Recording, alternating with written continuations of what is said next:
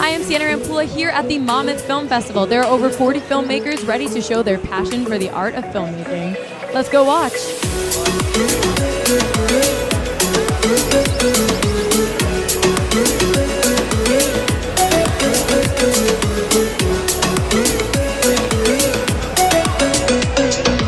The film is called Reunion, and I am a producer and an actor in the film. Yes. Can you give me a 30-second elevator pitch about the film? Yes, it's two people go to their high school reunion. They haven't seen each other in 20 years. They had sort of a little romance in high school that kind of fell apart, and so they're very much looking forward to each other at the high school reunion, to seeing each other and rekindling something. They're not sure what. Sure, it's really quick. It's just about a guy who goes on a date with the girl of his dreams, and he has to win the approval of the girl's dead father's ghost. Oh, that's amazing. Was there any inspiration to the story? You know, I wanted to work with these two actors, this male and female actor that I kind of knew, so I wrote the story around wanting to work with them, basically. Yes, nobody's waiting for you. Nobody. You just have to just build your own, make your own path, and just look at what you can do and do it. That's it. That's what it's all about. Yeah, the difference between people who work in film and people who don't is that people who work in film make films. So if you want to, and I mean that in like even like the very literal sense, like if you want to be a filmmaker and do it. Anthony wants revenge. Michael wants vengeance, but there's a twist. All right, I can't know what that twist is yet, right? Not yet. Not yet. What is the genre for your movie? Say gangster thriller. Gangster thriller? All right, so what inspired you guys to make this? Well, I was kind of seeing a lot of other films and kind of realized they were like not as artsy as they once were. So I kind of want to include the artsiness again and kind of inject that into the film. So I kind of did that, you know, making it silent, making it black and white. There's a lot of different techniques I kind of used, like new realistic actors. Like lots of the actors we casted were not too professional. What we created basically was what we call a jazz aesthetic, where the movie solely tells you what it's about rather than you actually just watching and trying to figure out what it is. So how long have you been working in the business? 25 years, from my first internship in television at a local news station in Boston, and now I'm an executive producer at ABC in New York City, working for the network for 22 years now. It's all about being that person that is there when something comes up, and at least that's what worked for me, breaking into the business about 25 years ago. And also managing your expectations, being okay with starting small, and also taking advantage of the modern digital distribution platforms that just keep popping up every week. The BuzzFeeds and studios that are popping up that are affiliated with Facebook and Twitter. There's so many different ways to create content and distribute content. So take advantage of it and don't feel like you have to necessarily work for a huge media conglomerate. What gave you the inspiration to make this film? So I live in New Jersey. I have kids, and sports are so important in New Jersey and in the suburbs when you have children.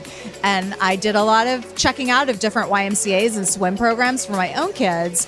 And in the course of checking them out, I found Mike and Maria, and I was just, so inspired by them. They told me they were trying to get this team together. I met their son, Mikey, and he was an incredible swimmer. He just swam with such grace and such skill.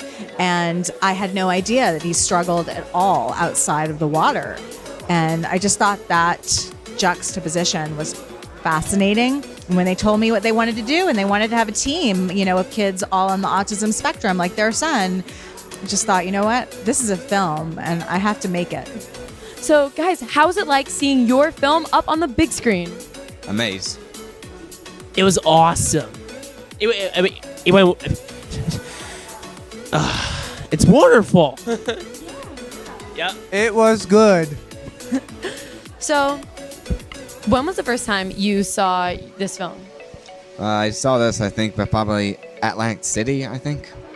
How's it like seeing the film up on the big screen? I think I cried more seeing it up there. You can see the tears more. It was an amazing feeling just to see us up there and let our message be heard. Absolutely. It's weird to see yourself, but it was amazing. Like this movie, it's about swimming, but it's also about our kids matter. And it's going to lead to something bigger and better, that they can do different things.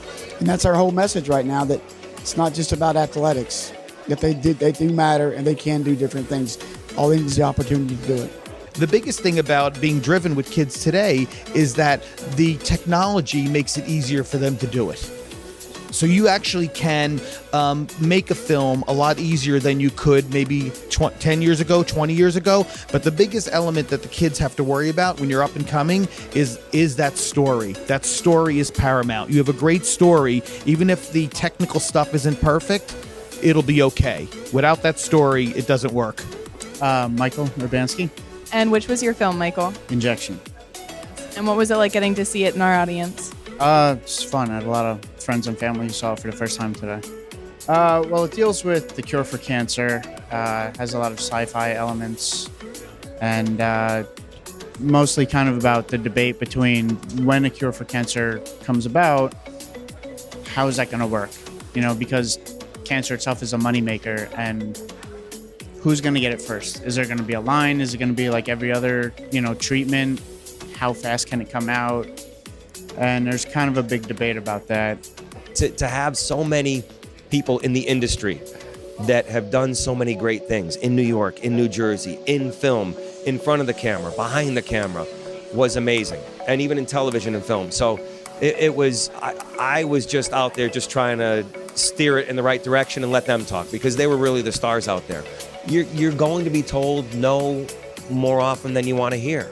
So all it takes is one person, and I've always said that all it takes is for one person to believe in you, and that's the opportunity.